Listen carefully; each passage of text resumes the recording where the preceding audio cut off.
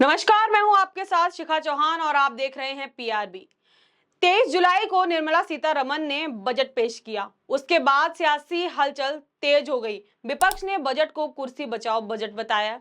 वहीं विपक्ष का कहना है कि सरकार बचाने के लिए केंद्र ने 2 राज्यों को पैकेज दिया है, बाकियों को नजरअंदाज कर दिया है। और संसद के बाहर जो है विपक्ष ने इसके खिलाफ प्रदर्शन भी किया। इस प्रदर्शन में राहुल गांधी समेत कांग्रेस के कई बड़े नेता और टीएमसी के कई बड़े नेताओं ने जो है इस प्रदर्शन में जमकर हिस्सा लिया। अब बजट के बाद क्या होता है? बजट के बाद अब धन को लेकर बवाल मच गया है और एक ही नहीं, 2 नहीं, 3 नहीं, बल्कि 4 मुख्यमंत्री जो है पीएम की बैठक को बायकॉट करने जा रहे हैं। जी हाँ, बजट पेश होने के बाद अब धन को लेकर बवाल मच गया है और 4 राज्यों के मुख्यमंत्री नहीं होंगे मोदी की बैठक में शामिल। पीएम मोदी की आने वाली बैठक में जो है 4 राज्यों के मुख्यमंत्री अब शामिल नहीं होंगे। कल बजट पेश हुआ, बजट में बताया गया किन राज्यों को क्या क्या मिल रहा है। अब जो 4 राज्य हैं उन राज्यों की हम चर्चा जो है आपसे बाद में करेंगे। जो 4 राज्य है उनके मुख्यमंत्री जो है कहीं ना कहीं बजट से जो है नाराजगी दिखाई है, बजट को लेकर जो है नाराज हैं क्योंकि उनके राज्य को कुछ खास मिला नहीं है। हालांकि बहुत सारे किसी भी राज्य को कुछ खास नहीं मिला है, 1-2 राज्य को छोड़ के।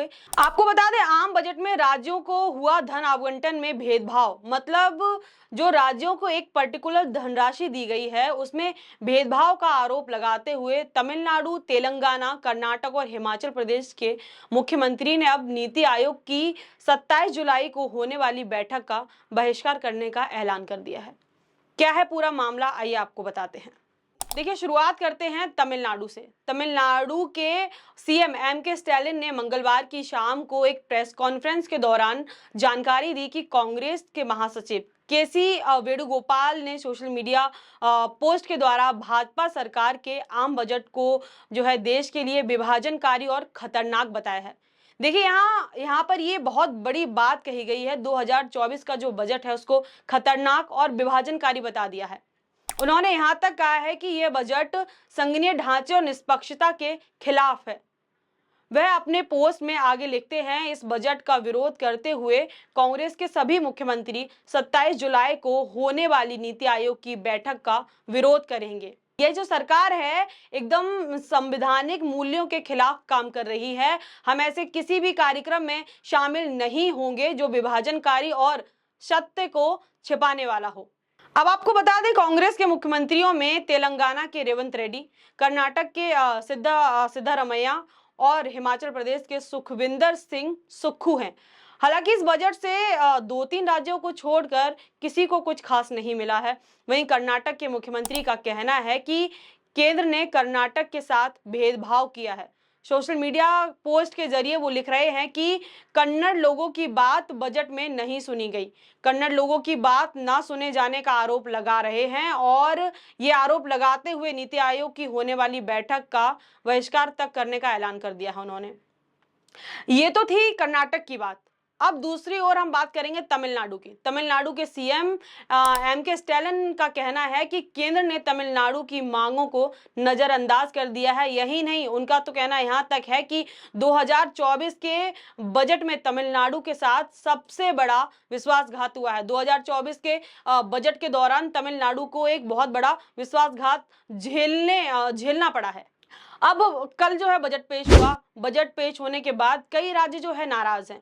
यहाँ तक कि चाहे हम बात करें राजस्थान की, यहाँ तक कि राजस्थान के जो सीएम है पहले तो वो अपने पोस्ट के जरिए बधाई देते हैं कि बिहार को इतना कुछ मिल गया, पर वहीं फिर जो है उनको टैग करके लोग पूछने लगे कि वो तो सब ठीक है सर, ये बताइए कि राजस्थान को क्या मिला। राजस्थान को कुछ खास नहीं मिला। यहाँ तक कि मध्य प्रदेश, जो कि भाजपा को भारी जीत दिलाने में मध्य प्रदेश का एक बड़ा योगदान है। मध्य प्रदेश ने जो है कुल सीटें भाजपा को दी, मध्य प्रदेश को कुछ नहीं मिला।